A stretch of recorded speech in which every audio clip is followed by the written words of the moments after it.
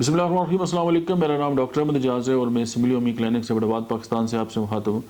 आज हम बात करते हैं कि अगर हमल के दौरान आपके चेहरे पे जो है वो धब्बे, छाइयाँ, इस तरह की चीज़ें जो है वो बन रही हैं, तो सबसे पहले ये देखें कि आपकी बॉडी के अंदर खून की कमी तो नहीं है और जिन चीज़ों की आपको रिक्वायरमेंट है प्रॉपरली आपकी बॉडी को मिल रही है, तो डेफिनेटली आपको ये मसला हल हो जाएगा।